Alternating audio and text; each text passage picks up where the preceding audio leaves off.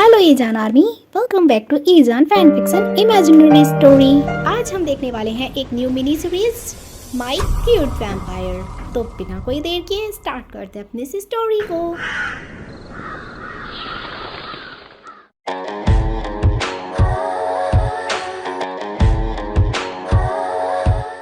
Story की starting में हम देखते हैं एक क्लब का सीन, जहाँ पर एंट्री होती है हमारे दोनों मेन लीड वांग यीबो और ज़्याओज़ान की। बात की जाए ज़्याओज़ान की तो वो एक डॉक्टर है जिसे डॉक्टर ज़्याओ के नाम से जाना जाता है।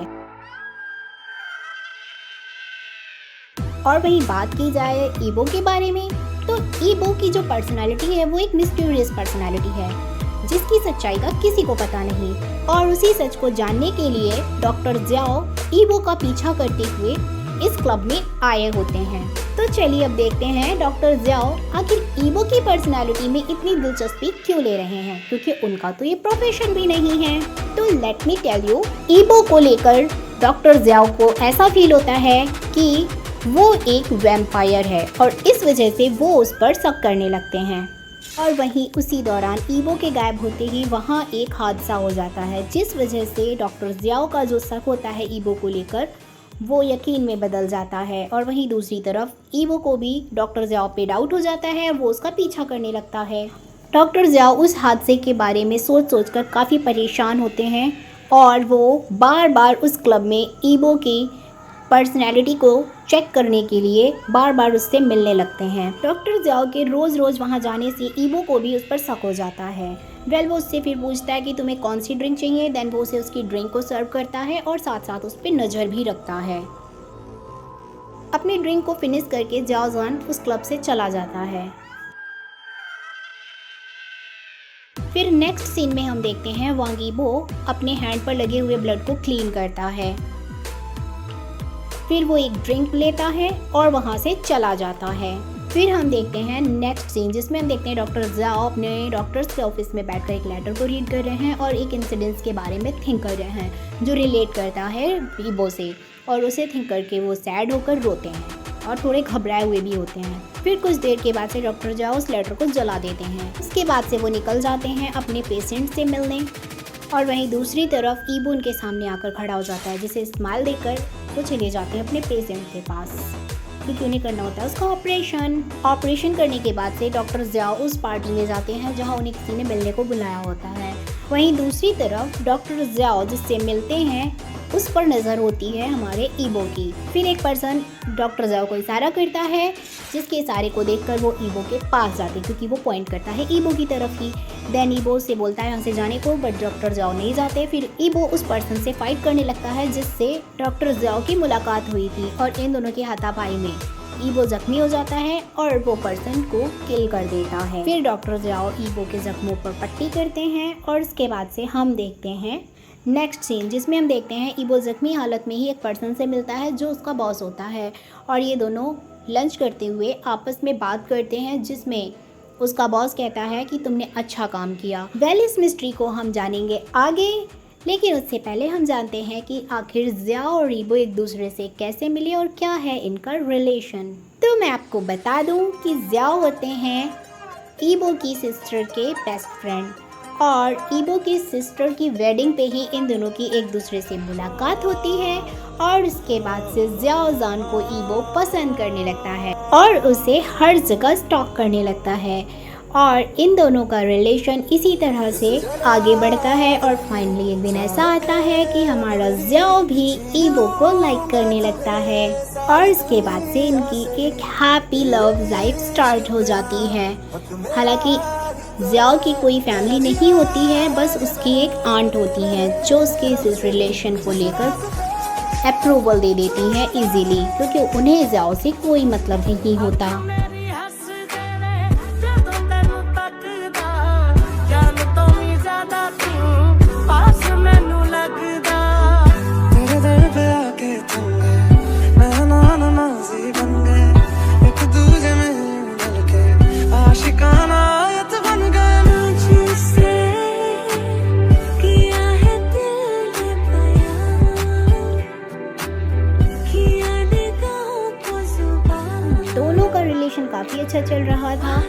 एक दिन अचानक अपनी आंट के कहने पर जियाओ को अपनी डॉक्टर की स्टडी को कंप्लीट करने के लिए आउट ऑफ सिटी जाना था, जिस वजह से वो अपने सारी कोलिग्स के साथ मिल रहा था। और ईबो ने अचानक जियाओ को किसी और गर्ल के साथ देख लिया, जिस वजह से उसे गलतफहमी हो गई और यहाँ से स्टार्ट हुई ईबो की मिस्टीरियस पर्सनालिटी। वो जियाओ को किसी और के साथ देखकर अपना सारा गुस्सा रूम में जाकर निकालता है। फिर जियाओ को जब इस बात का पता चलता है देन वो उसे मनाता है। उसके मनाने पर ईबो मान जाता है। उसके बाद से फिर कुछ दिनों तक सब कुछ नॉर्मल रहता है। तेरे नाल रहना वे, तू श्रृंगार मेरा, तू है माई गहना वे, हाय दूरी है वैरी, जिन्ना तू मेरा उन्नी मैं तेरी। कुछ भी नहीं है ये नाम, ऐसा है इसमें जिंदगी, अब मुझको जाना है कहाँ, तू ही सफर है आखिरी। ऐसे मुझे इसी वक्त आई तो यकीन आई, जैसे चाँद कभी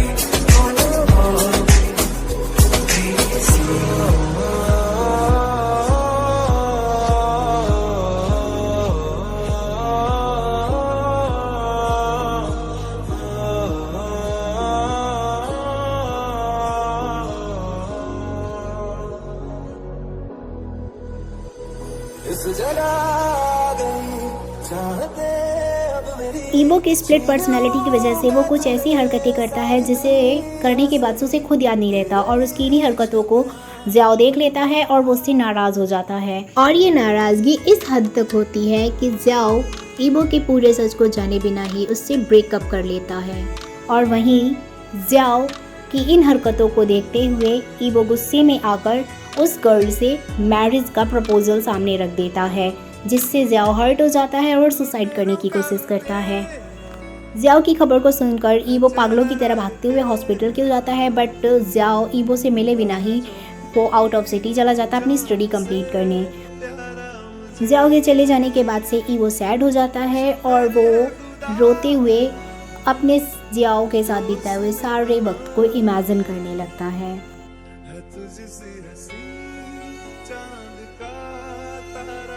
सवेरों का मेरे तू सूरज लागे, तू मेरा कोई ना होके भी कुछ लागे। थोड़ी देर और ठहर जा सोनिया, तू थोड़ी देर और ठहर जा, तू थोड़ी देर और ठहर जा, ज़ालिमा तू थोड़ी देर और ठहर जा। मेरे रब्बा रब्बा, मेरे रब्बा रब्बा, मुझे बस एक झलक तू दिखा। रब्बा रब्बा, मेरे रब्बा रब्बा, चाहे बदले मैंने ले तू जा। हर दुआ में शामिल तेरा प्यार है, बिन तेरे लम्हा भी दुश्वार है, धड़कनों को तुझसे ही दरकार है, तुझसे राहते तुझसे चाहते। तू आके देख ले, ओ मैंने रातें कितनी सारी तेरी हाथों में गुजारी, सोनिए सोनिए तू आके देख ले, ओ मैंने रातें कितनी सारी तेरी हाथों में गुजारी, सोनिए सोनिए। रिश्ते नाते उसके तोड़ दूं, बस तुझसे दिल का रिश्ता जोड़ दूं, सब रिश्ते नाते उसके तोड़ दूं, बस तुझसे दिल का रिश्ता जोड़ दूं। मांगा जो मेरा है ज्यादा क्या तेरा है मैंने कौन सी तुझसे जन्नत मांग ली। कैसा खुदा है तू बस नामुदा है तू रब्बा जो तेरी इतनी सीधी ना चली। ना मैं अपना रहा ना किसी और का, ऐसा मेरे खुदा क्यों है। ओ, ओ,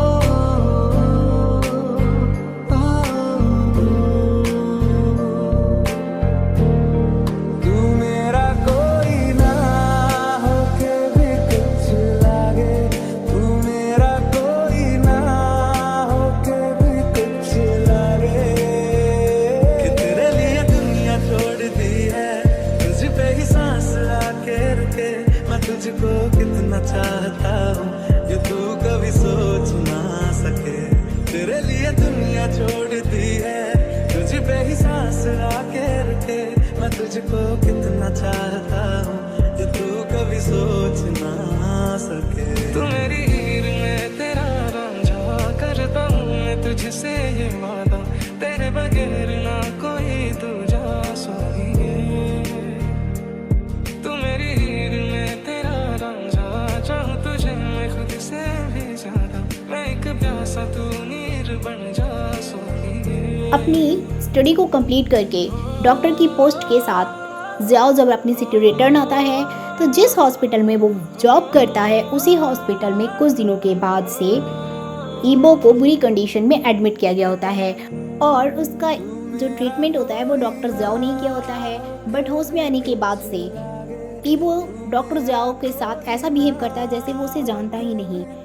साथ ही साथ ट्रीटमेंट के दौरान जब ब्लड टेस्ट के रिपोर्ट देखता है तो डॉक्टर ज़ियाओ को उसके ब्लड रिपोर्ट में कुछ अजीब सा नज़र आता है, जिस वजह से वो ईबो का पीछा करता है और उसके इस सच्चाई का पता लगाता है कि आखिर क्यों ईबो उसे पहचान नहीं रहा और उसकी ब्लड रिपोर्ट में ऐसी एबनॉर्मलिटी उसे क्यों दिखाई दी। और वो इस चीज़ को लेकर काफ़ी टेंस हो जाता है। और वहीं दूसरी तरफ ज़ियाओ को सामने देखकर ईबो अचानक से नॉर्मल बिहेव करने लगता है और उसकी पर्सनैलिटी में फिर चेंजेस आ जाते हैं और फिर वो क्यूटनेस वाली हरकतें ज़ियाओ के आते ही करने लगता है। ज़ियाओ उसको देखकर स्माइल करता है क्योंकि उसे ऐसा लगता है कि शायद वो उसे पहचान चुका है, लेकिन रिसर्च अपनी जारी रखता है। हम देखते हैं उसके बॉस का सीन, जिसके थ्रू ईबो की जो सच्चाई होती है वो ज़ियाओ को पता चल जाती है और जिस वजह से वो घबराने लगता है कि आखिर उसके ईबो के साथ ये क्या हुआ है। तो स्टोरी को ज़्यादा लंबा ना करते हुए हम बताते हैं कि आखिर ईबो की ये स्प्लिट पर्सनालिटी की वजह क्या है। एक्चुअली में ईबो की स्प्लिट पर्सनालिटी की वजह ये है कि वो एक वैम्पायर है, बट वो कम्प्लीटली वैम्पायर नहीं है। इस वजह से उसकी जो पर्सनालिटी है वो अचानक से स्प्लिट हो जाती है जब भी उसे ब्लड स्मेल करता है या जब भी उसे हर्ट होता है किसी चीज़ को लेकर। जैसे कि उसकी ये पर्सनालिटी फर्स्ट टाइम आउट हुई थी जब उसने ज़ियाओ को किसी और गर्ल के साथ देख लिया था। उसकी जब ये पर्सनालिटी आउट होती है तो वो किसी को किल नहीं करता, वो खुद को कंट्रोल करने की कोशिश तो करता है लेकिन फिर भी उसे किसी न किसी को मारना होता है, लेकिन वो आउट ऑफ कंट्रोल नहीं होता। इस वजह से वो अपने बॉस के ऑर्डर को मानता है। उसका जो बॉस होता है वो उसे ये ऑर्डर देता है कि जो रियल वैम्पायर है वो उसे किल करे और इसलिए जब भी उसकी ये पर्सनैलिटी आउट होती है वो ऐसे वैम्पायर की लिस्ट को देखते हुए उनके पास जाता है और उनका पीछा करके उन्हें किल कर देता है। बट उसके ऐसा करने से उसकी जान को भी खतरा रहता है। ये सारा सच जानने के बाद से ज़ियाओ जान सैड हो जाता है और उसके साथ बिताए हुए अपने सारे अच्छे मोमेंट्स को याद करने लगता है। चाहते अब मेरी छीन लूंगा तुम्हें सारी दुनिया से ही, तेरे इश्क पे हाँ हक मेरा ही तो है। कह दिया है ये मैंने मेरे रब से, जिस रास्ते तू ना मिले कुछ पे न हो मेरे कदम, तेरे दिल अब चलेंगे कभी तुम। पार्ट 1 में बस इतना ही।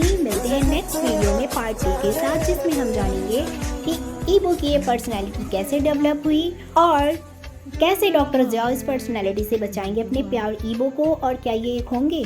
वीडियो पसंद आई हो तो वीडियो को लाइक करना ना भूलें और कमेंट सेक्शन में बताएं आपको मेरी ये बेस्ट स्टोरी कैसी लगी।